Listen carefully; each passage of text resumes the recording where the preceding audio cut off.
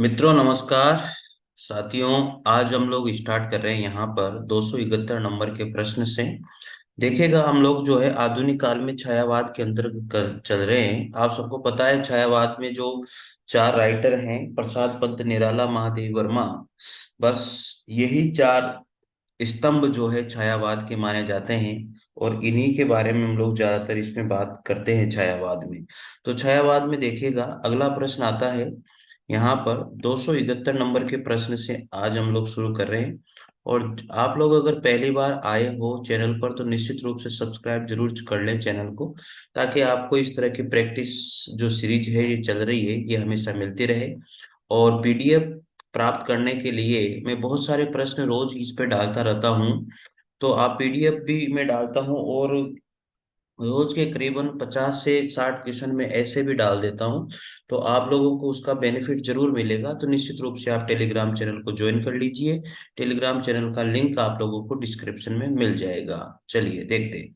यहाँ पर है 271 नंबर का प्रश्न, नवीन किस कवि का उपनाम है? तो देखो साथियों, सबको पता है बाल कृष्ण शर्मा नवीन, हम लोग जानते हैं कि बाल कृष्ण शर्मा नवीन जो है ये बाल कृष्ण शर्मा का ही उपनाम है। जबकि माखन जो उपनाम है वो यहाँ पर किसको जाना जाता है? लाल चतुर्वेदी को। जबकि माखन लाल चतुर्वेदी को। और एक भारतीय उपनाम से जाना जाता है। माखन लाल चतुर्वेदी जो है साथियों, ये बात आपको याद रखनी है। नवीन उपनाम से किसको जाना जाता है? बालकृष्ण शर्मा को नवीन उपनाम से जाना जाता है। और माखनलाल चतुर्वेदी को जो है हम लोग एक भारतीय आत्मा के नाम से जानते हैं। एक भारतीय आत्मा के नाम से हम किसको जानते हैं? माखनलाल चतुर्वेदी को जानते हैं। मित्रों, आप नोट कर लीजिएगा, जबरदस्त प्रश्न है। एक भारतीय आत्मा के नाम से हम किसको जानते हैं? माखनलाल चतुर्वेदी को जानते हैं। अच्छा प्रश्न है। ठीक है।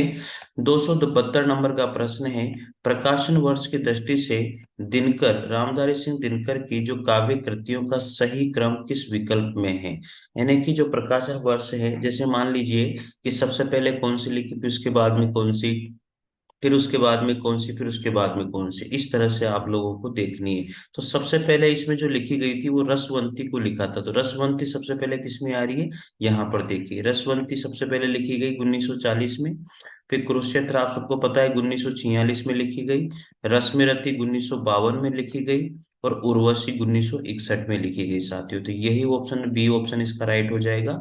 रसवंती 1940 में, कुरुक्षेत्र 1946 में, रश्मिरथी 1952 और उर्वशी 1961 में। तो सही क्रम यही होगा। तो आप याद रखिएगा, रश्मिरथी, कुरुक्षेत्र, रसवंती, उर्वशी, ये रामधारी सिंह दिनकर की सारी के सारी काव्य कृतियां हैं। और मैंने आप लोगों को इसका सन भी बता दिया है।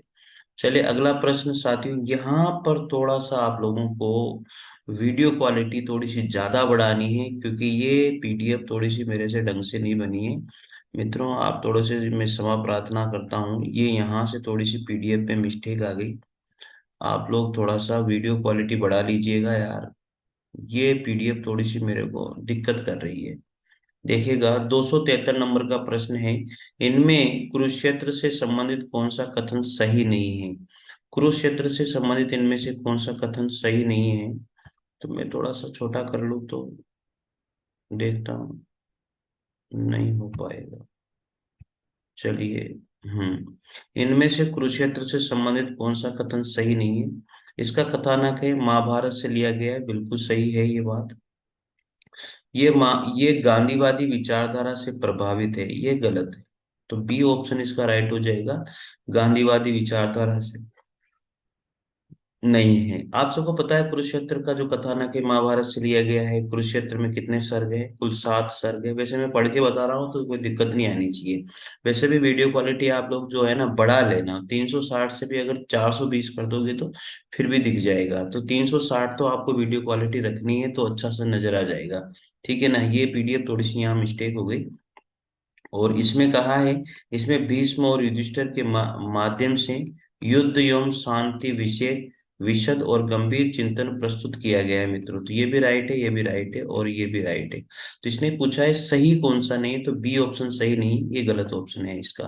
तो याद रखिएगा, कुरुक्षेत्र के बारे में अच्छी बातें हैं। महाभारत इसका कथानक है, इसमें 7 सर्ग हैं।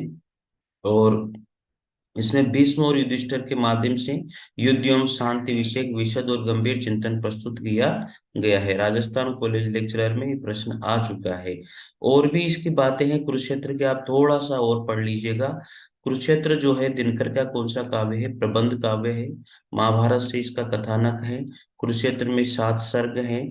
इसमें जो है ये राष्ट्रीय सांस्कृतिक चेतना का काव्य है, राष्ट्रीय सांस्कृतिक चेतना का काव्य है। और इसमें जो है महाभारत के पात्रों भीष्म युधिष्ठिर के माध्यम से युद्ध एवं शांति विषयक विशद और गंभीर चिंतन प्रस्तुत किया गया है। तो इस तरह से ये 5 विशेषताएं कुरुक्षेत्र की हम लोगों को पता होनी चाहिए। रामधारी सिंह दिनकर के द्वारा जो कुरुक्षेत्र लिखा गया महाकाव्य एक प्रबंध काव्य है।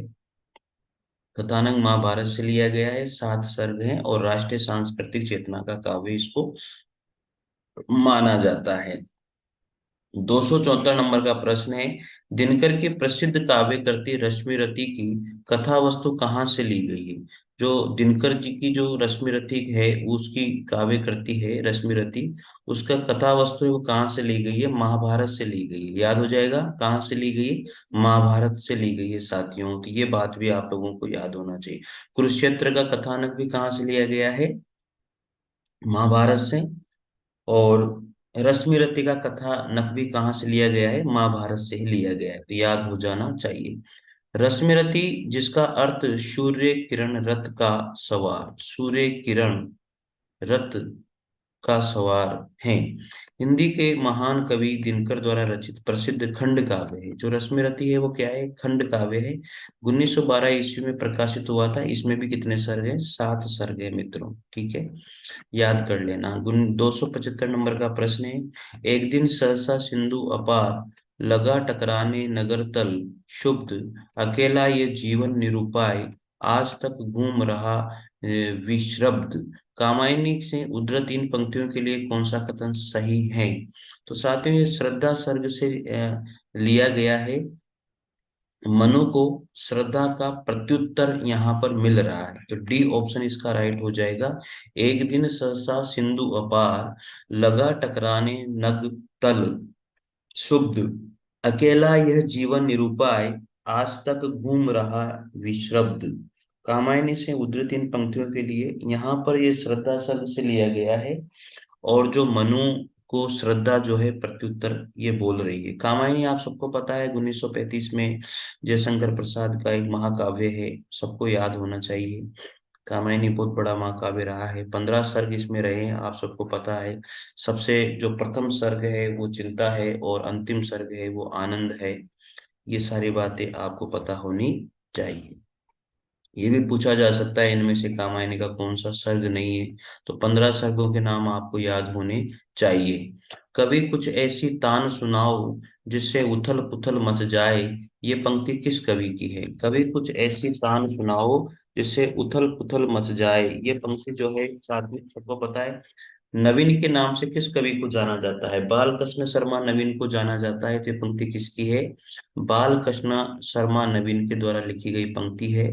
तो याद रख लीजिएगा, कभी कुछ ऐसी तान सुनाओ जिससे उथल पुथल मच जाए, ये पंक्तियां जो है बाल कृष्ण शर्मा द्वारा लिखी गई पंक्तियां हैं। और भी पंक्तियां हैं, जितने राइटर यहाँ दिए गए हैं उन सबकी और भी पंक्तियां हम लोग यहाँ पर देखें। हो जाने दो गर्क नशे में मत पड़ने दो फर्क नशे में, ये भी किसकी है? बाल कृष्ण शर्मा नवीन की है। बीन भी हूं मैं तुम्हारी रागिनी भी हूँ, दूर हूं तुमसे अखंड सुहागिनी भी हूँ, ये किसने लिखा? महादेवी वर्मा की पंक्तियां हैं। तुम्हारे छूने में था प्राण संग में पावन गंगा स्नान, तुम्हारी वाणी में कल्याणी त्रिवेणी की लहरों का गान, किसकी है? सुमित्रा नंदन पंत की है। झंझा झकोर गर्जन है बिजली है नीरद माला, पाकरे शून्य हृदय को सबने हा डेरा डाला। साथियों ये पंक्तियां जयशंकर प्रसाद की है। वेरी वेरी इंपॉर्टेंट पंक्तियां हैं मित्रों। आप इन पंक्तियों को इनके कवि इनके राइटर के साथ अपने रजिस्टर में जरूर नोट कर लीजिएगा। नहीं मिलती है ये पंक्तियां साथियों, आने के पूरे पूरे चांस हैं। कवि ऐसी तान सुनाओ, ये है नवीन जिनके नाम से हम लोग जानते हैं, बालकृष्ण शर्मा। चलिए 277 नंबर का प्रश्न है, सूर्यकांत त्रिपाठी निराला जी के काव्य के बारे में निम्न में से कौन सा विधान गलत है? स्वर लय की प्रधानता है, बिल्कुल राइट है। भाषा ओजपूर्ण है, बिल्कुल राइट है। भाषा संस्कृत निष्ठ खड़ी बोली है, बिल्कुल राइट है। सद्दुकड़ी हिंदी भाषा तो कबीरदास जी की थी, तो ये गलत हो जाएगा। तो इसमें सी ऑप्शन गलत है साथियों, बाकी तीनों ऑप्शन राइट है। स्वर लय की प्रधानता थी, भाषा ओजपूर्ण थी, भाषा संस्कृत निष्ठ खड़ी बोली थी, सूर्यकांत त्रिपाठी जी निराला की भाषा की विशेषताएं रही है। ठीक है। तो सूर्यकांत त्रिपाठी निराला के बारे में हम लोगों ने बहुत कुछ पढ़ा है। छायावाद के महत्वपूर्ण कवि माने जाते हैं, संस्कृत निष्ठ खड़ी बोली की बात है। सद्गुणी भाषा का प्रयोग जो है यहाँ पर गलत है। आचार्य रामचंद्र शुक्ल के अनुसार बहु वस्तु स्पर्शनी प्रतिभा निराला जी की मिलती है। निराला अंकुट एवं विषेक श्रृंगार दृष्टि तृप्ति के कवि हैं। निराला की प्रथम कविता कौन सी थी? जूही की कली, जो 1916 ईस्वी में प्रकाशित हुई थी।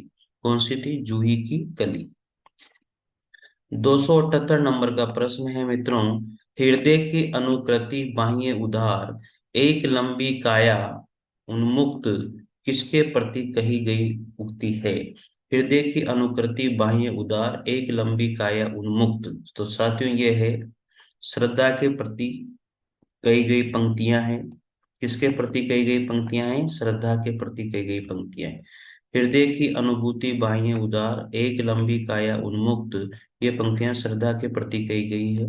जयशंकर प्रसाद कृत कामायनी माँ काव्य से है। प्रसाद कृत कामायनी में कुल 15 सर्ग हैं, और ये सर्ग दिए गए हैं चिंता आशा श्रद्धा, चिंता आशा श्रद्धा, काम वासना लज्जा, चिंता आशा श्रद्धा, काम वासना लज्जा, कर्म ईर्ष्या ईड़ा, स्वप्न संघर्ष निर्वेद, दर्शन रहस्य आनंद। इस तरह से आप याद कर लीजिएगा तीन तीन के टुकड़ों में। कामायनी में मुख्य जो रस है वो कौन सा है? कामायनी में मुख्य रस शांत रस को माना जाता है। किसको माना जाता है? शांत रस को। इसमें समरसवाद और आनंदवाद के दर्शन हैं।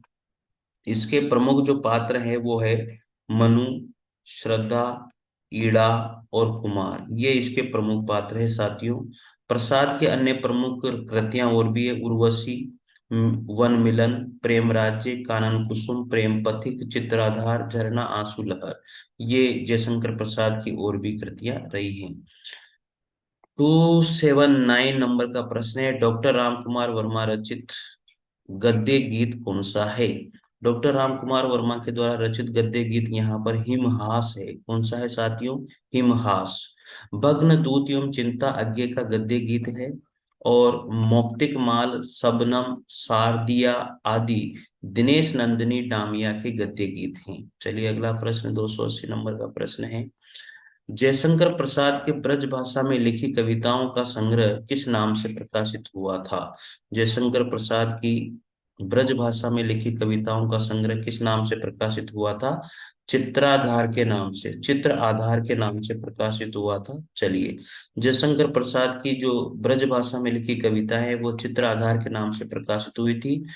जयशंकर प्रसाद कृत प्रेम पथिक 1909 में ब्रज भाषा में लिखी गई, और इसकी खड़ी बोली में जो अनुवाद है वो 1914 में ईस्वी में किया गया। जयशंकर प्रसाद की महत्वपूर्ण कृतियां हैं उर्वशी, जयशंकर प्रसाद की महत्वपूर्ण कृति है वन मिलन, प्रेम राज्य, कानन कुसुम, प्रेम पथिक, महाराणा का महत्व, ये भी जयशंकर प्रसाद का है। चित्रा आधार, झरना, आंसू लहर, कामायनी, ये देखो ये तो याद हो जाती है, झरना, आंसू लहर, कामायनी तो भाई जयशंकर प्रसाद की, लेकिन ये याद नहीं रहती है। उर्वशी जयशंकर प्रसाद की है। महाराणा का महत्व, प्रेम पथिक, कानन कुसुम, प्रेम राज्य, वन मिलन, चित्राधार, ये जयशंकर प्रसाद की ही रचनाएं हैं। याद रखिएगा जो करुणालय है, करुणालय जयशंकर प्रसाद का लिखा गया एक गीति नाट्य है साथियों। जयशंकर प्रसाद के द्वारा लिखा गया कौन सा नाट्य है? गीति नाट्य है। कौन सा? करुणालय। ठीक है। अगला प्रश्न देखते हैं, 281 नंबर का प्रश्न है। ऑल इंडिया रेडियो को गौरवान्वित करने वाले निम्नलिखित साहित्यकारों में से एक नाम अशुद्ध है। या इनमें से तीन ने जो है ऑल इंडिया रेडियो में काम किया था, लेकिन एक ने नहीं किया था। वो थे सूर्यकांत त्रिपाठी निराला। सूर्यकांत त्रिपाठी निराला ने ऑल इंडिया रेडियो में काम नहीं किया, बाकी सुमित्रा नंदन पंत ने भी किया था, आज्ञे ने भी किया था, भगवती चरण सर्वर्मा के द्वारा भी किया गया था मित्रों। चलिए अगला प्रश्न है, 282 नंबर का प्रश्न है, पंचवटी प्रसंग। पंचवटी प्रसंग की कवि की रचना है, किस कवि की रचना है पंचवटी प्रसंग? ये सूर्यकांत त्रिपाठी निराला की ही रचना है पंचवटी प्रसंग, याद हो जाएगा। चलिए आगे पढ़ते हैं। 283 नंबर का प्रश्न है, सियाराम शरण गुप्त की रचना आत्म उत्सर्ग, कौन सी रचना है? आत्म उत्सर्ग में किसके बलिदान की गाथा अंकित की गई है? यह इंपॉर्टेंट क्वेश्चन ऐसे बन जाता है, देखो। तो सियाराम शरण गुप्त की रचना है आत्म उत्सर्ग, और इसमें किसके बलिदान की गाथा अंकित की गई है साथियों? की गई है ये गणेश शंकर विद्यार्थी। किसके बलिदान की गाथा है? गणेश शंकर विद्यार्थी के बलिदान की गाथा इसमें अंकित की गई है।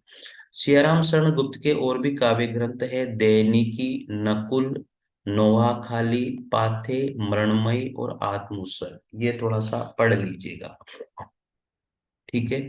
284 नंबर का प्रश्न है, निराला की निम्नलिखित पंक्तियां उनकी किस कविता से ली गई हैं? यह है उपाय, कह उठे राम, ज्यों मंद्रित घन, कहती थी माता मुझको सदा राजीव नयन। साथियों कहाँ से ली गई है? राम की शक्ति पूजा से ली गई है, जो रामधारी सिंह दिनकर ने सूर्यकांत त्रिपाठी निराला के द्वारा लिखी गई थी, 1936 में प्रकाशित हुई थी। यहाँ राजीव नयन भगवान श्री राम के लिए आया है, तो थोड़ा सा आप याद रख लीजिएगा। यह है उपाय का उठे राम, जो मंद्रित घन कहती थी माता मुझको सदा राजीव नयन। तो राम की शक्ति पूजा से ली गई है, और सूर्यकांत त्रिपाठी निराला की पंक्तियां हैं, 1936 में ये राम की शक्ति पूजा प्रकाशित हुई थी। चलिए अगला प्रश्न आता है 200, और भी पढ़ लीजिए यहाँ पर निराला जी के बारे में। राम की शक्ति पूजा निराला के काव्य संग्रह अनामिका, द्वितीय संस्करण 1938 से संकलित की गई है। अनामिका में से ये राम की शक्ति पूजा जो है, इनका काव्य संग्रह अनामिका, उसमें संग्रहित की गई थी, और इनके द्वितीय संस्करण में संग्रहित की है। सूर्यकांत त्रिपाठी निराला को हिंदी में मुक्तक छंद का प्रवर्तक कहा जाता है। ये सबसे इंपॉर्टेंट बात है, जो सूर्यकांत त्रिपाठी निराला है उनको मुक्तक छंद का प्रवर्तक माना जाता है। निराला के द्वारा कृत है राम की शक्ति पूजा महाकाव्य का उपजीव्य बांग्ला ग्रंथ कृतिवास रामायण को माना जाता है। निराला की जो कृति है राम की शक्ति पूजा, ये जो कृति है वो महाकाव्य का उपजीव्य बांग्ला ग्रंथ कृतिवास रामायण को माना जाता है। निराला जो है वो ओज, औदात्य और विद्रोह का कवि है। निराला किसका कवि है? ओज, औदात्य और विद्रोह का कवि माना जाता है। निराला की महत्वपूर्ण काव्य कृतियां निम्नलिखित यहाँ दी गई है, पढ़ लीजिएगा। अनामिका काव्य संग्रह है, परिमल, गीतिका, तुलसीदास, कुकुरमुत्ता, अणिमा, बेला, नए पत्ते, अर्चना, आराधना, गीत गुंज और सांदे कांकली, ये महत्वपूर्ण रचनाएं निराला जी की ही है मित्रों, ठीक है। अगला प्रश्न है 285 नंबर का, महादेव वर्मा के काव्य संग्रह निर्जा के लिए उन्हें कौन सा पुरस्कार मिला था? महादेव वर्मा, देखो अब धीरे धीरे हम लोग आगे बढ़े, अब महादेव वर्मा पे आ गए, ठीक है ना। तो महादेव वर्मा के काव्य संग्रह, तो निर्जा किसका है? महादेव वर्मा का काव्य संग्रह है, और उनको कौन सा पुरस्कार मिला था इसके लिए? शेक्सपियर पुरस्कार। शेख सरिया पुरस्कार, शेख सरिया पुरस्कार महादेव वर्मा को निर्जा के लिए मिला था, जो 1935 ईस्वी में प्रकाशित हुई थी साथियों। तो महादेव वर्मा के द्वारा रचित यामा में उनके निहार, रश्मि, निर्जा और सांध्य गीत महत्वपूर्ण गीतों का संकलन किया गया है। ये इनका काव्य संग्रह है यामा, महादेव वर्मा का, और इसके अंदर निहार, रश्मि, निर्जा और सांध्य गीत का महत्वपूर्ण काव्य संग्रह रहा है, और निहार, रश्मि, निर्जा और सांध्य गीत को इसमें संकलित किया गया है। यामा जो है इनके द्वारा 1940 ईस्वी में काव्य कृति पर महादेव वर्मा को 1952 में भारतीय ज्ञानपीठ पुरस्कार प्राप्त हुआ था। यामा काव्य कृति पर जो काव्य संग्रह है 1940 ईस्वी में प्रकाशित हुआ, और इनको इसके ऊपर भारतीय ज्ञानपीठ पुरस्कार मिला 1952 में। प्लीज ये बात भी आप याद कर लीजिएगा।